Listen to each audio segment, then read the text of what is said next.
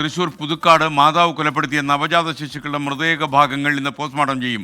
അസ്ഥികൾ ഫോറൻസിക് പരിശോധനയ്ക്കായി തിരുവനന്തപുരത്തെ ലാബിലേക്ക് അയച്ചു കൊടുക്കും. കേസിൽ പ്രതികളായ മാതാപിതാക്കൾ ഇപ്പോൾ റിമാൻഡിലാണെന്ന് നമുക്കറിയാം.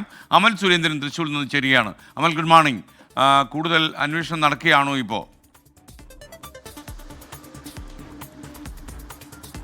Very good morning S K. ഏതായാലും മലയാളിയുടെ മനസ്സാക്ഷിയെ ഒന്നാകെ നടുക്കിയ ഈ പുതുകാട് നവജാത ശിശുക്കളുടെ കൊലപാതകത്തിൽ ശാസ്ത്രീയ തെളിവുകൾ ബലപ്പെടുത്തുവാനുള്ള ശ്രമവുമായിട്ട് അന്വേഷണ ഉദ്യോഗസ്ഥർ മുന്നോട്ട് പോവുകയാണ് എന്ന വിവരമാണ് നമുക്കിപ്പോൾ ലഭിക്കുന്നത്. ഏതായാലും ഇന്ന് തൃശൂർ മെഡിക്കൽ കോളേജിലെ ഫോറൻസിക് വിഭാഗം വകുപ്പ് മേധാവിയായിട്ടുള്ള ഡോക്ടർ KS ഉന്മേഷിന്റെ നേതൃത്വത്തിലുള്ള സംഘം ഈ രണ്ട് വീടുകളിൽ നിന്ന്, അതായത് ഈ ഭവിൻ പോലീസ് സ്റ്റേഷനിൽ ഏൽപ്പിച്ച അസ്ഥികളുടെ സാമ്പിൾസും അതോടൊപ്പം തന്നെ അനീഷയുടെ വീടുകളിൽ നിന്ന് കണ്ടെത്തിയ സാമ്പിൾസും ഇന്ന് ഈ ഒരു പരിശോധനയ്ക്ക് ശേഷം തിരുവനന്തപുരത്തെ ലാബിലേക്ക് DNA അയക്കുവാനുള്ള ഒരു സാധ്യതയും നിലനിൽക്കുന്നുണ്ട്. അതോടൊപ്പം തന്നെ നിലവിൽ ഇപ്പോൾ ഈ പ്രതികൾ റിമാൻഡിലാണുള്ളത്. ഇവരിപ്പോൾ വിയൂർ ജയിലിലും അതോടൊപ്പം തന്നെ ഇരിങ്ങാലക്കുട സബ് ജയിലിലുമാണ് റിമാൻഡിലുള്ളത്. അപ്പോൾ ഇവരുടെ കസ്റ്റഡി, അതായത് ഈ കസ്റ്റഡിക്ക് വേണ്ടിയിട്ടുള്ള ഒരു അപേക്ഷ ഇന്ന് തന്നെ പോലീസ് ഉദ്യോഗസ്ഥർ സമർപ്പിക്കുവാനുള്ള സാധ്യതയുണ്ട്.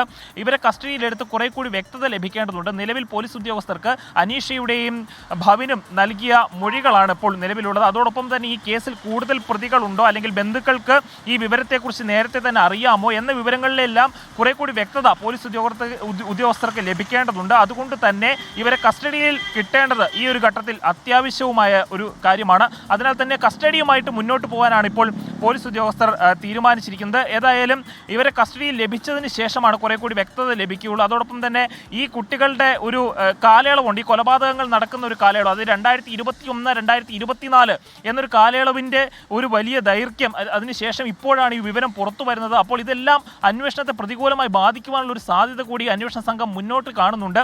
അതുകൊണ്ട് തന്നെയാണ് കൂടുതൽ തെളിവുകൾ ശേഖരിക്കുക, പരമാവധി തെളിവുകൾ ശേഖരിക്കുക, ഇവരുമായി ബന്ധമുണ്ടായിരുന്നവരിൽ ചോദ്യം ചെയ്യുക, അവരിൽ നിന്ന് കൂടുതൽ വിവരങ്ങൾ ലഭിക്കുക എന്ന ഒരു രീതിയിലാണ് ഇപ്പോൾ അന്വേഷണം മുന്നോട്ട് പോകുന്നത് എന്നാണ് നമുക്ക് മനസ്സിലാക്കാൻ സാധിക്കുന്നത്. അതോടൊപ്പം തന്നെ തിരുവനന്തപുരത്തെ ലാബിൽ അയച്ച് DNA പരിശോധനാ ഫലം വന്നതിന് ശേഷം മാത്രമേ ഈ ഒരു കേസിന് കുറെ കൂടി ബലം ലഭിക്കുകയുള്ളൂ എന്നാണ് അന്വേഷണ ഉദ്യോഗസ്ഥരിൽ നിന്ന് ലഭിക്കുന്ന വിവരം.